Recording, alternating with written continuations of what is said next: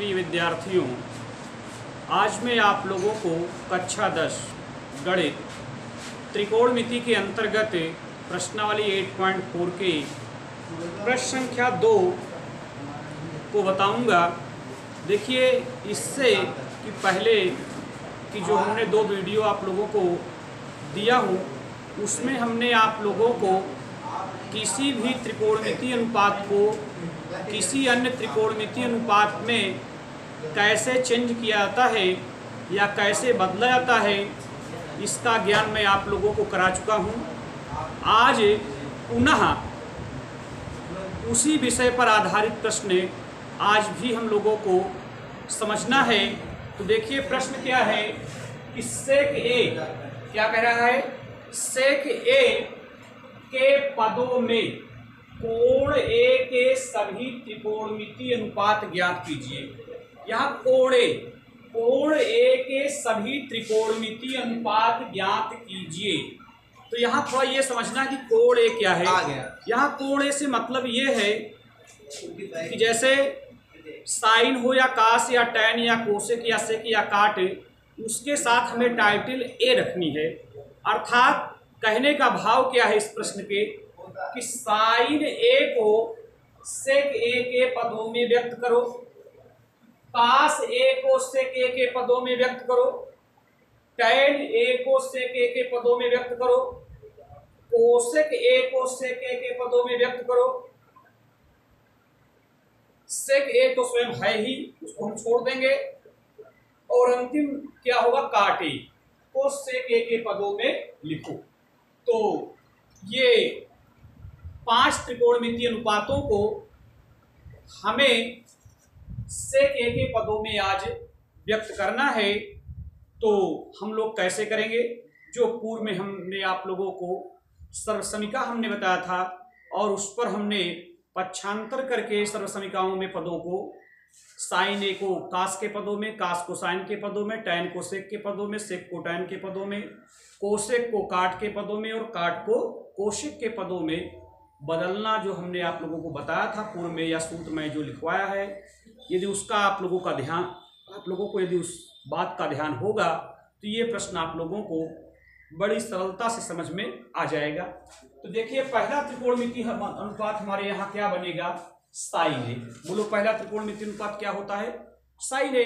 अब हमें आज साइन ए को सेक ए के पदों में लिखना है। तो हम लिखेंगे यहाँ पर कि हम जानते हैं कि, बोलो, हम क्या जानते हैं, पहली सर्वसमीका हम लोग जानते हैं कि साइन स्क्वायर ए प्लस कास स्क्वायर ए इक्वल 1। ये हमारे यहाँ पहली सर्वसमीका है। अब देखो, इस सर्वसमीका में साइन ए का प्रयोग आपको दिखाई दे रहा है, और इसी साइन ए को सेक ए के पदों में हमें व्यक्त करना है। तो आप लोग जानिए कि साइन स्क्वायर ए बराबर क्या होता है, 1 माइनस कास स्क्वायर ए। ये बात इतनी क्लियर हो गई, इसका ज्ञान आपको पूर्व में कराया जा चुका है।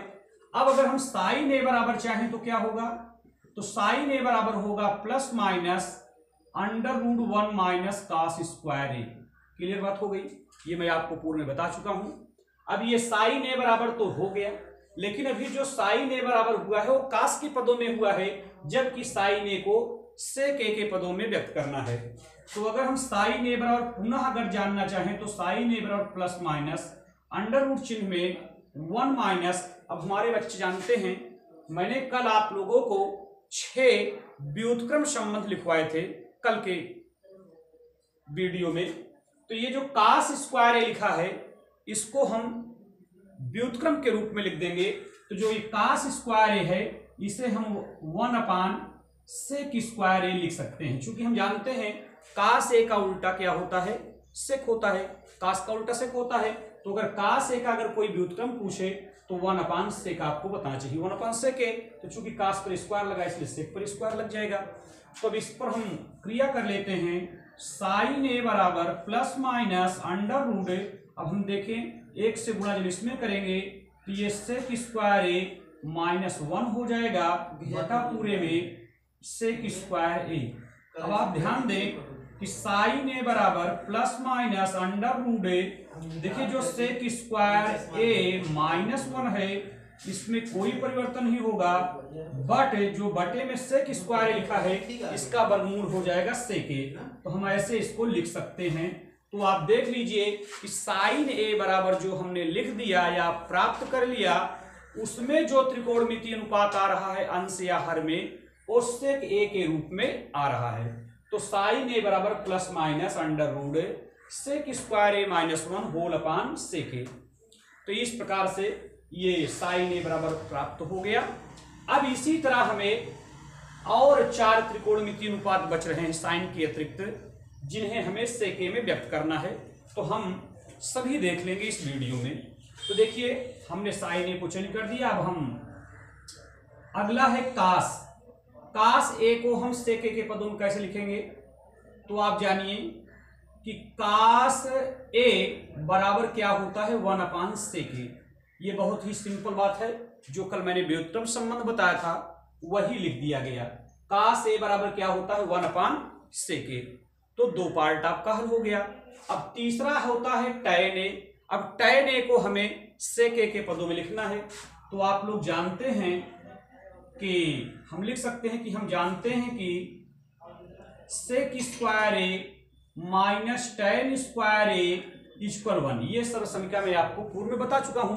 अब देखिए इसमें सेक और टैन दोनों का प्रयोग है, तो हमें टैन ए को सेक ए के पदों में लिखना है, तो हम टैन ए बराबर कर लेते हैं। तो अगर हम यह देखें कि सेक स्क्वायर ए बराबर अगर चाहें तो 1 प्लस टैन स्क्वायर ए बनेगा, जबकि हमें तो टैन ए को सेक ए के पदों में लिखना है। तो इसलिए हम क्या करेंगे कि 1 को पक्षांतर कर देंगे, सेक square A -1 equal tan square A.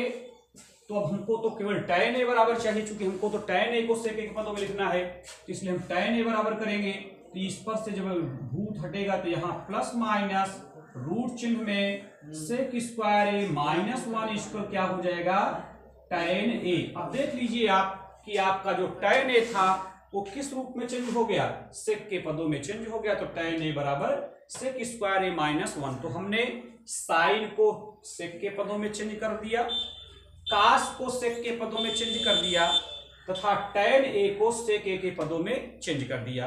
अब बचे हमारे पास 2 कोसेक और काट। इन दोनों को भी हम सेक ए के पदों में चेंज कर देते हैं। तो कोसेक, तो आप देखिए कि कोसेक तो हम लोग जानते हैं कोसेक, तो कोसेक ए बराबर हम क्या लिख सकते हैं, कोसेक ए बराबर हम लिख सकते हैं 1 अपान साइन ए। समझने की बात है, cosec A equal 1 upon sine A. तो अगर हम चाहें तो कोसेक ए बराबर 1 अपान, अब आप जानते हैं पहली वाली सरल समीकरण से जो हम कई सूत्र बनाए हैं या कई सरल समीकरण हमने प्राप्त किया है, उसमें भी आप देखेंगे तो साइन ए बराबर आपको मिल जाएगा प्लस माइनस अंडर रूट ए 1 माइनस कास स्क्वायर ए। ऐसा आपको मिलेगा। इस 1 पर हमने 1 लिख लिया अपान में, साइन ए पर हमने क्या लिख दिया plus minus under root 1 minus cos square A. अब आप जानते हैं कि कोसेक ए बराबर 1 बटे में प्लस माइनस अंडर रूट। अब 1 माइनस कास स्क्वायर ए को हम 1 अपान सेक स्क्वायर ए लिख सकते हैं। तो इसको हम लिखेंगे कोसेक ए इक्वल 1 अपान प्लस माइनस अंडर रूट। अगर इसको हम हल करेंगे तो सेक स्क्वायर ए -1 अपान में सेक स्क्वायर ए। अब इसको यदि हम हल करें तो कोसेक ए बराबर बनेगा 1 अपान, अब आप समझिए कि सेक स्क्वायर ए -1 का वर्गमूल नहीं निकलेगा, तो इसे हम करणीय चिन्ह में लिखेंगे सेक स्क्वायर ए -1, बट जो सेक स्क्वायर है इसका वर्गमूल सेक ए बनेगा। तो इस प्रकार से हम सेक ए बाहर निकाल लिए वर्गमूल निकालकर।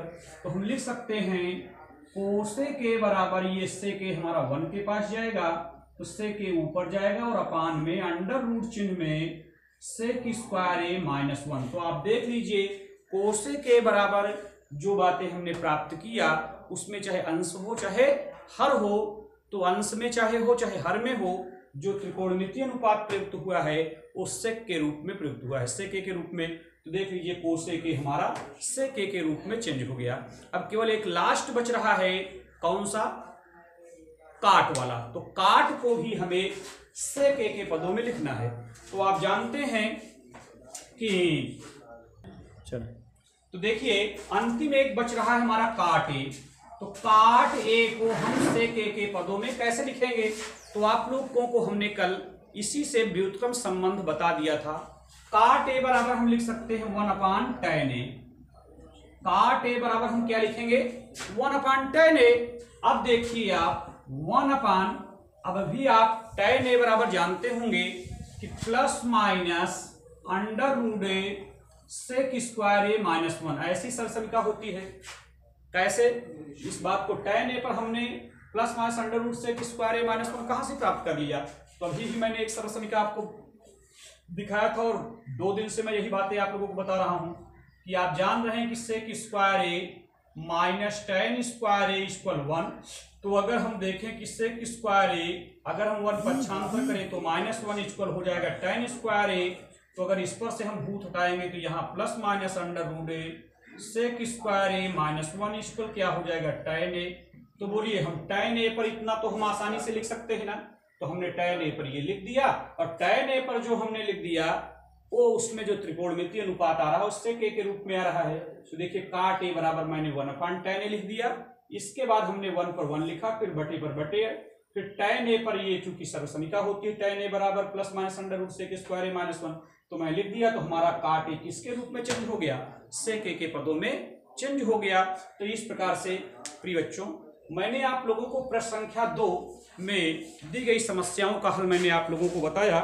अब इसी प्रकार प्रश्न संख्या 3, प्रश्न संख्या 3 में 2 प्रश्न दिए गए हैं।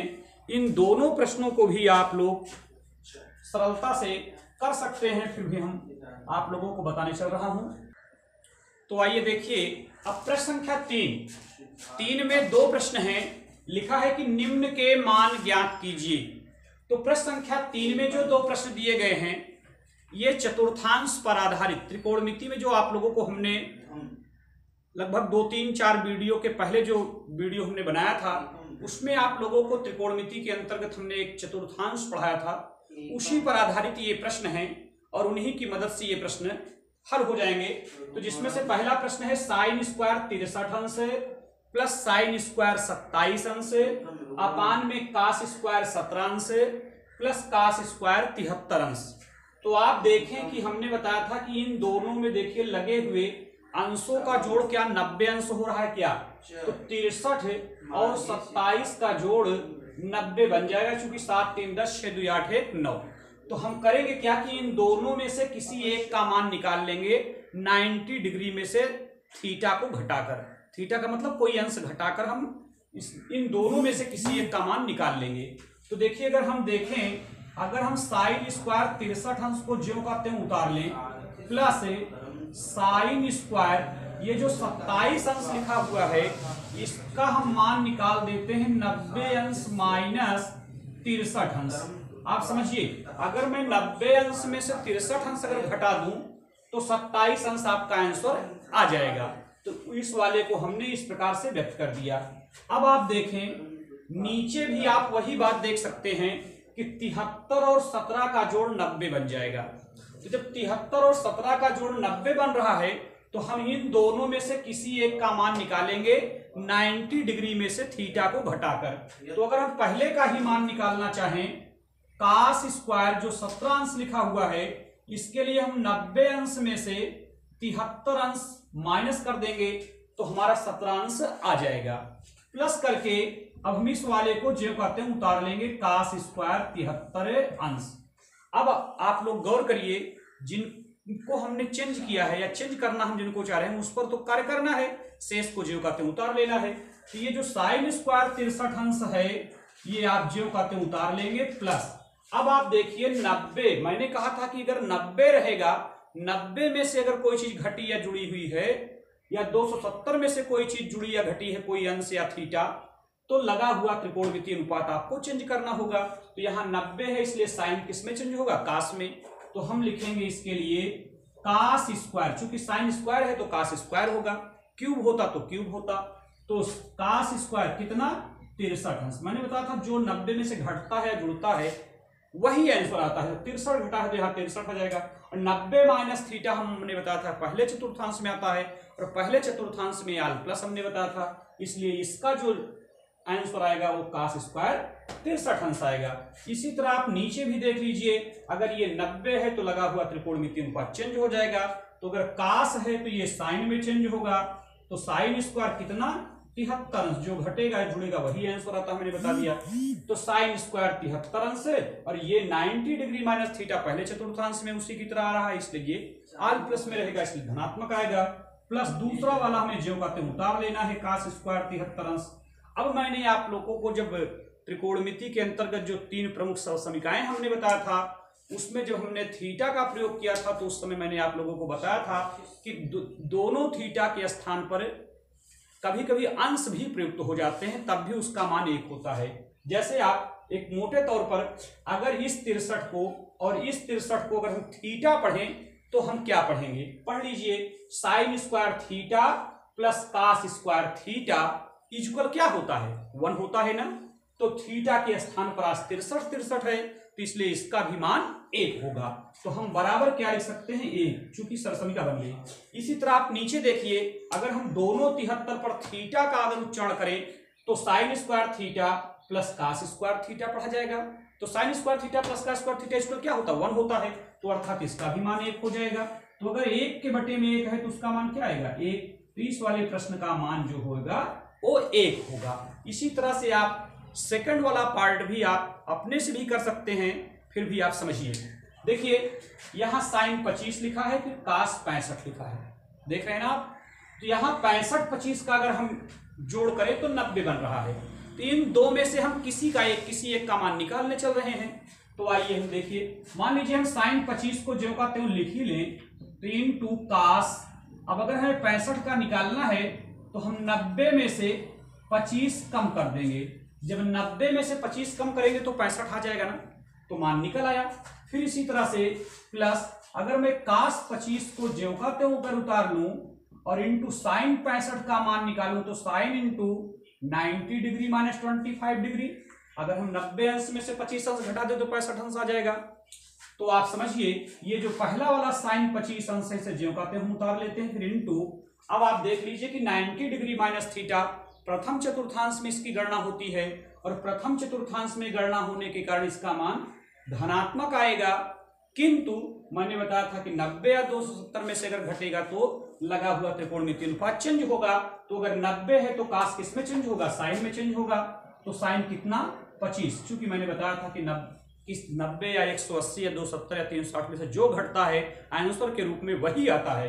तो अगर 25 घटा हुआ है तो 25 ही आएगा। तो आपका साइन 25 अंश हो गया। फिर आप देखिए प्लस करके ये कास 25 अंश हमने ज्यों का त्यों उतार लिया, चूंकि इस पर कोई हमने क्रिया प्रतिक्रिया नहीं किया है, इसलिए ज्यों का त्यों मैं उतार ले रहा हूं। फिर इंटू, फिर देखिए अगला है sine into 90 degree minus theta. हम 25 डिग्री को थीटा उच्चारण कर देते हैं, इसको हम पढ़ेंगे sine into 90 degree minus theta.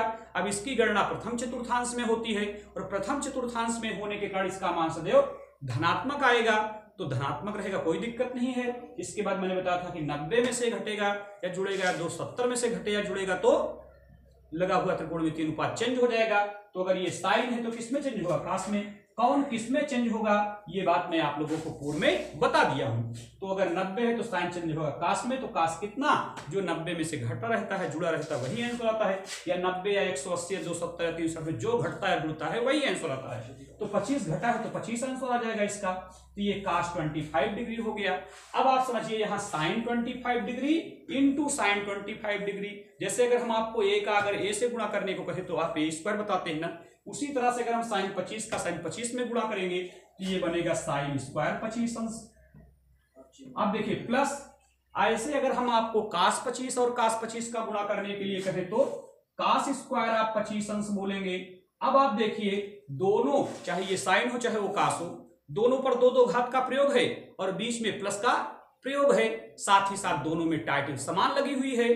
तो ऐसी परिस्थिति में मैंने बताया कि अगर मैं दोनों को थीटा अगर इसका उच्चारण करूं तो ये पढ़ा जाएगा sin square theta plus cos square theta. तो अब आगे क्या होगा इसको आप लोगों को बताना है।